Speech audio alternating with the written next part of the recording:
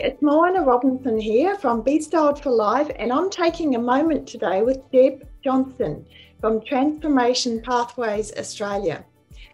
I met Deb a little while ago when she invited me to be part of her seminar for women going through changes in midlife. Deb and I just hit it off really well, and on my trip to Port Douglas recently, I managed to catch up with her and her partner at Trinity Beach, and we had a lovely dinner together. So then I said, could I interview you for my Take a Moment? Deb, welcome to Take a Moment. Thank you. Thank you. That was a really nice catch up, wasn't it, when you came to Trinity Beach? It was so lovely, and it just happened just like that.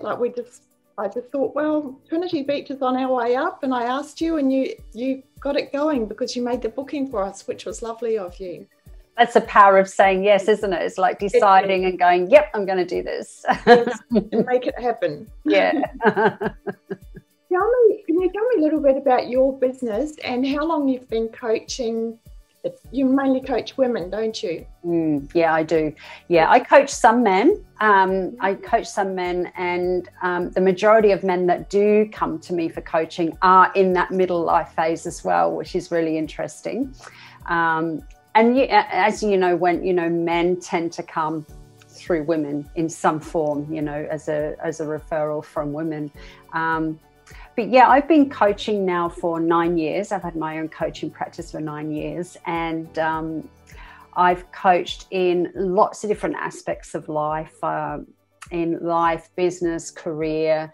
I had a group coaching, a business group coaching program there for a while, and I took a lot of small local business owners through that program and really enjoyed that. And about 18 months ago, more like 2.5 years ago, I started getting a nudge to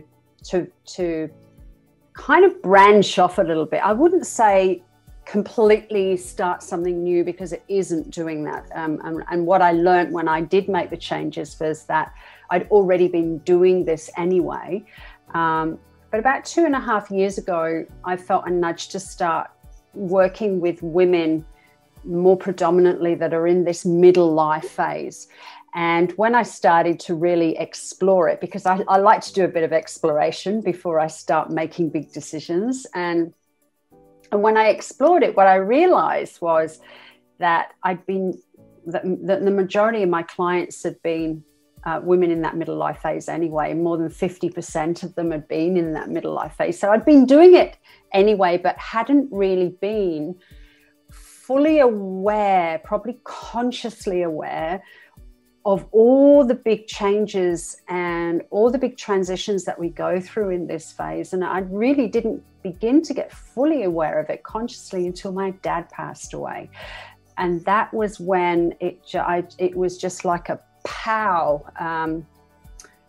Obviously, going through the grief process took quite some time. And even now, 2 years later, I'm only just beginning to feel like I'm back to my normal self again, although I don't think you ever go back to your normal self, do you?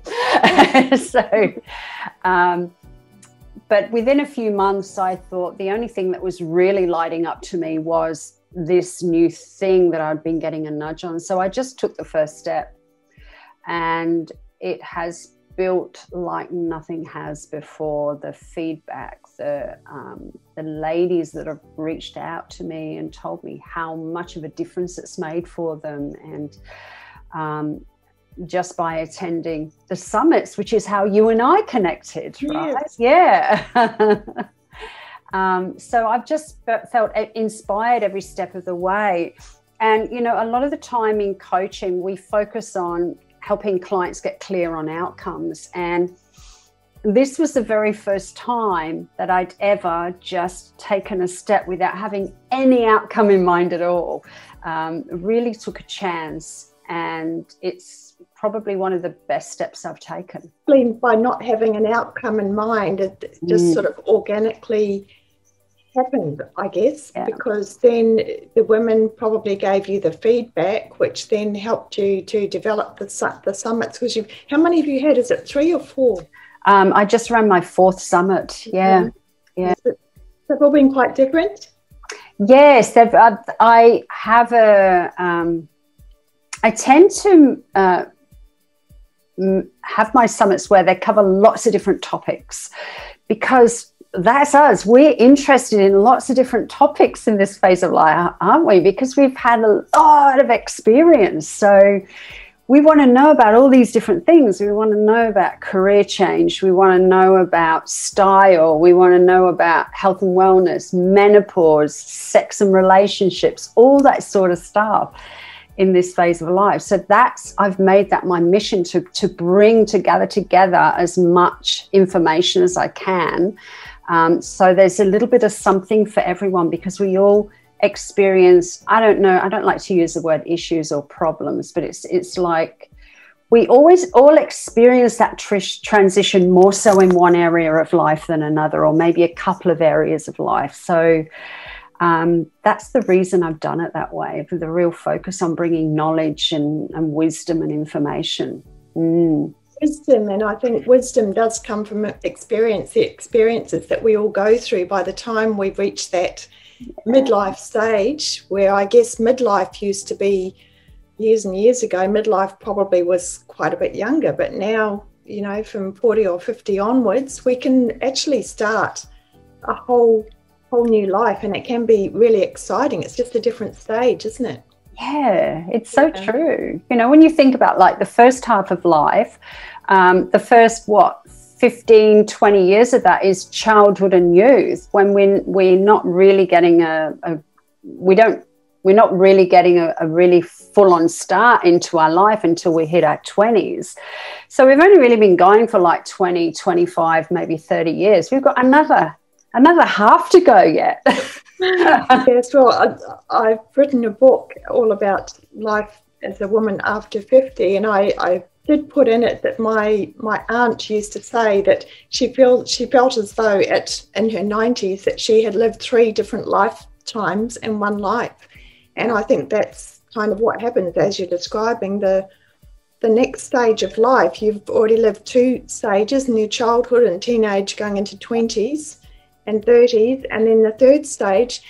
And what you covered in the summit was just brilliant, because it covered lifestyle and health and diet and emotional well-being and style and so many different topics.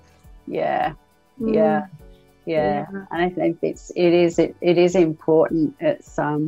It's really, I read a snippet from a newspaper that one of my friends sent me recently, and it said that midlife begins at 65, and that was a quote from the World Health Organization. Really? Yeah, they were based on lifestyle and longevity. Yeah. Right.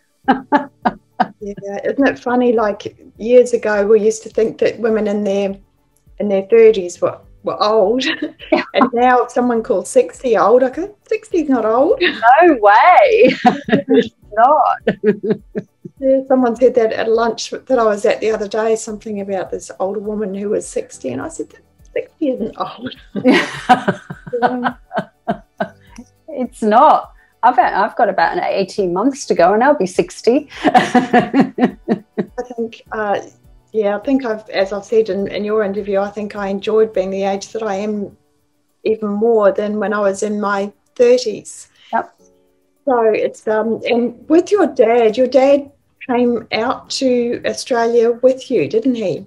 He came out about how many years after me? Mum and Dad came out about 2.5 years after I migrated here. And Dad had always wanted to come to Australia, but Mum had held back because, wanted to be near her mum. And then I had a child, and it all changed. Then they wanted to be with me, so they migrated out here. And then Mum got secondary breast cancer, and she passed away probably, I think it was about 14 months after they got here, which was devastating. It was devastating, yeah. And she was only 51 when she passed, so 51 years old. It's 51 years old. I hadn't even, my periods hadn't even stopped at 51 years old, right? I know. It's like all of that I don't say that she was robbed, because I've got quite strong spiritual beliefs, and I believe that we all choose the time that we're meant to go. But I often feel like it's even more important that I make the very best of the time that I have, because I'm so lucky to be here. So lucky to be here. Yeah. And I think that's what happens when you lose someone at an early age. Because both you and I agreed that seems quite young at 51. It just helped you to reassess your life and just really treasure every day and make the most of every day. Same with if you have health issues and things like that. So, and you're a grandmother as well, about to have welcome more little bubbies into your world. Oh, yeah, we were just reflecting the other day. We by January next year, we will have gone from 0 to 5 grandchildren in just over 2 years. Yeah. That was me too, 6 grandchildren in a very short space of time. Oh, they give you so much joy though, and they grow up so quickly, and you notice every little thing each time you see them. You notice all the changes. Whereas with your own children, you did notice them growing up, but not as much, because you were sort of busy with them and doing things with them every day. It's so true, yeah, because you're so much more immersed in the whole experience, aren't you? It's I noticed little tiny things like my grandson the other day. I watched him and I thought, oh my gosh, I think he's going to be left-handed. But I would never have noticed that with my own children. No. I noticed it with him, and he's only 11 months, but I can already see he's going to be a lefty. Yeah, you do notice that. I've noticed a couple of my grandchildren are into sport. Some of them are into music. It's just really fascinating watching them grow up. And our daughters ask quite a few questions about what age they did certain things at, and I said, I can't remember, 35, 37 years ago. It's for women going through different challenges in their midlife through the different experiences that they have. I think one of the main things that women experience in this phase of life, and it's something that I've experienced, I experienced it when my dad passed away, is a feeling of loss. And that can be loss of any number of different things. It's different for every woman. It's for some women, it's the loss of that motherhood, that, even though we're always a mother, is that being needed all the time. Loss of our sex life, because quite often our libido changes, that sort of thing. Loss of youth can sometimes be it, or we feel like we're losing our looks, or loss of the love of a career is another one. A lot of women don't enjoy doing what they've done for the last 20 years, and they feel a sense of loss around that. It can be, for me, it was loss of being a daughter, because my dad passed away. So around all that feeling of loss, it can often be that we lose a sense of our identity. Because over the years we've been, either someone's daughter, someone's mother, someone's wife, someone's partner, someone's sister, auntie, employee, and if we've got a career that we identify with, we've been an accountant or a lawyer or a HR manager, or whatever it is that we've been doing, we sometimes identify with that. So I think one of the biggest tips to begin with is to spend time exploring you and getting to know yourself again, aside from all those roles. And that doesn't mean those roles are no longer important. It just means that you're important as well. And it's important to really get clear on who we are in this phase of life, aside from all those roles. So it's about getting to know ourselves again, because we kind of when we over-identify with a role, we sometimes lose ourselves. So it's probably one of the most empowering things we can do. It is, definitely. And I always say that knowing yourself is the best way to get confidence. Yeah. Because you know what you can do, you understand what skills you've got, and then you know that you can overcome most challenges. Yeah. And as teenagers, while we're growing up, we don't, if we're asked who we are, we don't say I'm so and so's daughter, or I'm so and so's cousin, or we say who we are, and we're sort of, I guess, we think about ourselves a bit more, and we're sort of finding ourselves and learning about ourselves a bit more. And then all the other things come in, like career and family, and you just have more people to think about. And as you're saying, all those other things to think about. And then we sort of carry those people around in our hearts and in our heads. And it's a lot to expect of women in midlife. So I think, what you're doing is wonderful, because it's sort of encouraging women not to feel guilty about thinking about themselves again. Yeah, that's something that can really stand in the way, isn't it? That thing that we do for so many years is taking on too much responsibility for other people and putting everyone else first. It's I know for me personally, I've looked back on this, Moana. I've looked back on this, and I've looked back to like my 30s and my 40s, and how I quite often used to focus on other people and the issues that they were going through, and putting my energy into that and helping them. And it was, in a way, a diversion from focusing on myself and looking at what it is that I wanted. Sometimes it can be confronting. Yes, that's right. Yes. Yeah. So it's almost like a procrastination type of thing. If there's something that you don't want to do, or something you don't want to look at, because it can be quite confronting to sort of go inside yourself and think, what is it that I want? Because sometimes, as you were saying, a lot of women lose their identity and they don't really know what they want anymore. It's really true. Yeah, it's really true. And and asking yourself, what is it I really want? And sitting there and nothing comes, because quite often that is what happens straight away. Immediately we ask that question, there's nothing there initially. It doesn't come, but it's the asking of the question opens up the channels for the answers to produce themselves. But it begins with us asking the question, and it's a question of, what is it that I want, or what do I want, rather than why don't I know what I want, which is really different. One's closed and one's open. Yeah. So it's really a matter of not being afraid of that space that's created.